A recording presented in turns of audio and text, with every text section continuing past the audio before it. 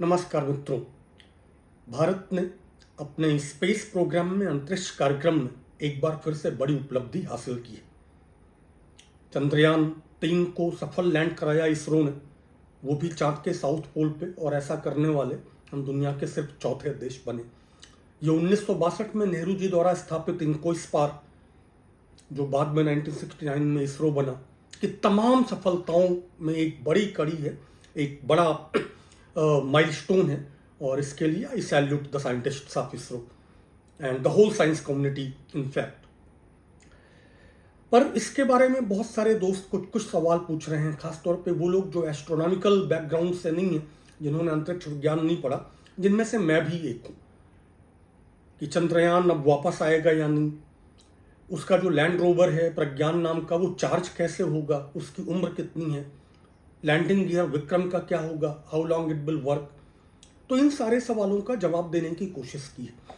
मेरे चैनल को सब्सक्राइब करें अगर अब तक ना किया हो, वीडियोस को लाइक और साझा करें तो मुझे और अच्छा लगेगा। माफ करें।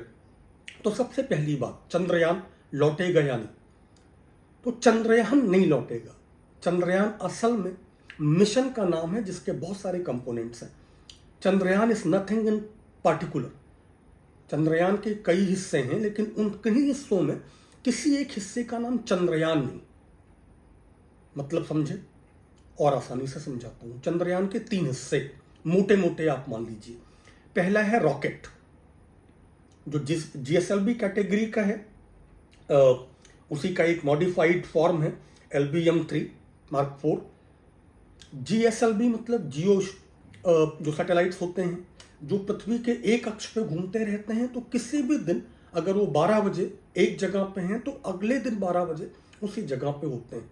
दूसरे पोलर सैटेलाइट व्हीकल्स होते हैं PSLV, जो नॉर्थ पोल से साउथ पोल की तरफ घूमते रहते हैं, तो वो जियो स्टैटिक नहीं होते। ये जो है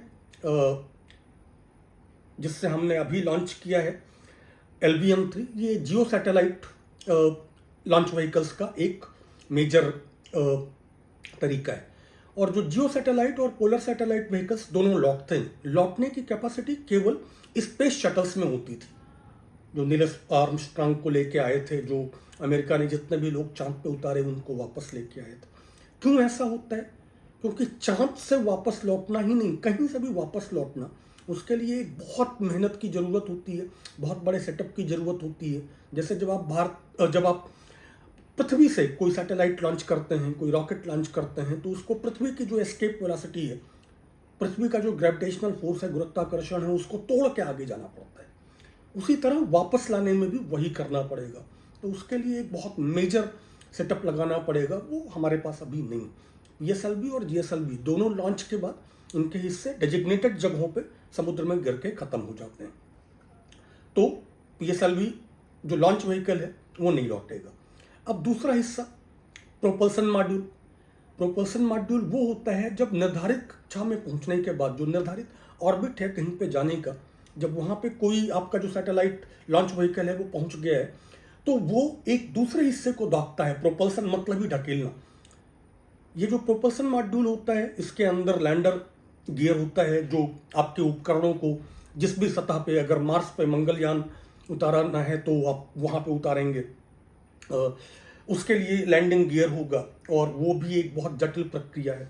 तो प्रोपल्सन मॉड्यूल्स का क्या होता है, क्योंकि वो जिस भी एस्ट्रोनॉमिकल बॉडी के आसपास हैं उसके ग्रेविटेशन फोर्स में बच जाते हैं, तो वो फिर उसके चारों तरफ चक्कर काटते रहते हैं, और ये उम्र उनकी महीनों से लेकर के सालों तक हो सकती है।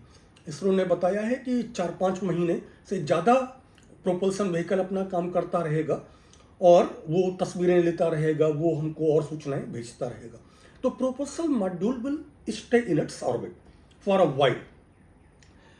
वो कब खत्म होता है, उसके पीछे बहुत सारे एस्ट्रोनॉमिकल इवेंट्स होते हैं। ल्यूनर स्टॉर्म है, या कोई भी इस तरह के जो स्टॉर्म्स हैं, कोई उल्का पिंड है, जो स्पेस डेब्रिस है, हमारे जो बहुत सारे रॉकेट्स वगैरह, हमारे जो बहुत सारे सैटेलाइट्स वगैरह वहाँ पे रहे और बहुत साल रहने के बाद ख़त्म हो गए, लेकिन क्योंकि स्पेस में है तो वो लगातार घूम रहे हैं, उस तरह का डेब्रिस है। तो वो बहुत कुछ डिपेंड करता है उनके रहने पे, बट उनकी उम्र कम से कम 4 से महीने, मतलब महीनों से लेकर के सालों तक हो सकती है। लेकिन वो भी धरती पे नहीं लौटते, वो वहीं पे घूमते रहते हैं। रोवर जो हमारा जो लैंडिंग गियर है उसका क्या होगा? लैंडिंग गियर नीचे उतर चुका है, विक्रम नाम है उसका, हमारे स्पेस प्रोग्राम के आइकन विक्रम साराभाई के नाम पे। तो उसके अंदर भी बहुत सारे उपकरण हैं और वो वहाँ पे रहेगा। उसका जो ल्यूनर साइकिल है 14 दिन तक वो चार्ज होता रहेगा और तस्वीरें लेता, क्वेक्स वगैरह, खासतौर पे ल्यूनर क्वेक्स का अध्ययन करेगा और हमको और बहुत सारी जानकारियाँ देगा। लेकिन वो भी लौटेगा, क्योंकि फिर से वही लौट आने के लिए एक पूरा सेटअप चाहिए, एक लॉन्च व्हीकल चाहिए, बहुत सारी प्रक्रियाएं चाहिए जो हमारे पास नहीं, और वो बहुत मुश्किल भी है, बहुत ज़रूरी भी नहीं। रोवर लौटेगा तो रोवर भी नहीं, क्यों नहीं लौटेगा? वही सारे कारण। पर रोवर चार्ज कैसे होगा, ये एक महत्वपूर्ण सवाल हमारी दोस्त मधुलिका जी ने पूछा, और उन्होंने बताया कि उनके आसपास के लोगों ने पूछा, उनके स्कूल के बच्चों ने पूछा। इसरो ने बताया है कि जो रोवर है जिसका नाम प्रज्ञान है, जो सतह का अध्ययन करेगा, उसका मिनरल कंपोजिशन देखेगा और बहुत सारी चीज़ें जानेगा, उसकी जो लाइफ है वो चार्ज कैसे होगा? उसकी जो बैटरीज है वो सोलर एनर्जी को हार्नेस करेंगी, और चूंकि वो सोलर एनर्जी को हार्नेस करेंगी इसलिए उसके लिए दिन का होना, चांद पे दिन का होना जरूरी है। चांद का एक दिन जो सनलाइट होती है वो हमारी पृथ्वी के 14 डेज की होती है, क्योंकि चांद उतना टाइम लेता है ऑर्बिट करने में।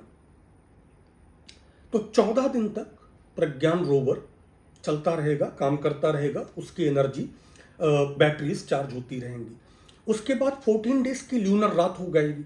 चांद पे जो रात होती है वो 14 पृथ्वी की 14 रातों के बराबर आप मान लें। तो वो 14 दिन की जो रात है उसके बाद उसको चूंकि एनर्जी नहीं मिलेगी इसलिए वो काम करना बंद कर देगा। लेकिन इसरो ने ये उम्मीद भी जताई है कि that can actually revive itself.